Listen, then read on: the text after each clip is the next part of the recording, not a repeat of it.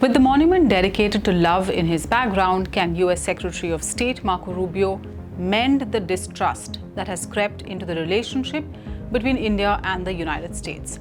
Rubio reiterated the importance of the strategic relationship between the two nations.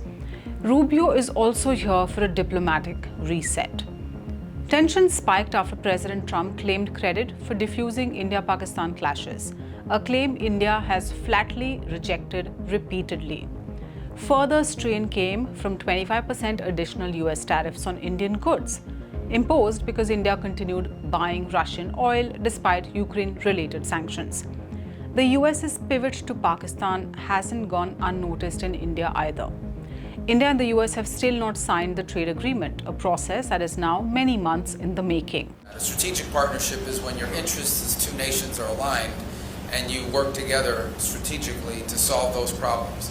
And the list of issues that we work together with India on, the breadth and scope of them, is what highlights the fact that India is an important strategic partner of the United States, one of our most important strategic partners in the world. On a 4-day official visit to India, his first as US Secretary of State, Rubio met Prime Minister Narendra Modi soon after he landed and invited him on behalf of President Trump to visit the White House in the near future. Rubio briefed the Prime Minister on the West Asia crisis and bilateral cooperation in defense, strategic technologies, trade and energy security. India's External Affairs Minister S. Jaishankar said the two reviewed the entire spectrum of comprehensive global strategic partnership, including trade and energy, defense, security, critical minerals, AI, nuclear, and people-to-people counter-terror and counter-narcotics cooperation. But one thing that concerns many Indians who are keen to hold on to their H-1B visas in the US and get their green cards is a recent policy that has thrown a spanner in the works. US Citizenship and Immigration Services pushed out a new set of rules last week that would expect those applying for green cards to do so from their home countries.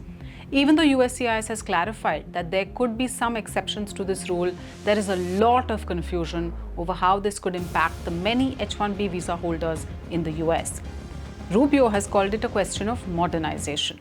Anytime you undertake a reform, anytime you undertake a change in the system by which you admit people, or frankly, anytime you undertake a reform in any system, not just on immigration, there's going to be a period of transition that's going to create, some friction points and some difficulties and so forth.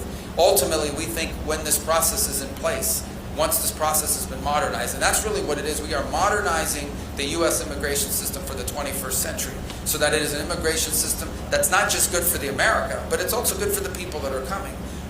Rubio has also positioned American energy exports as a vital shield to ensure India's economic stability. Beyond energy, the visit also marks a strategic reset, giving Washington an opportunity to ease past trade and sanctions-related frictions while ensuring India remains closely aligned with US interests in the Indo-Pacific and the Quad. Support independent reporting. Become a member today. The link's right there.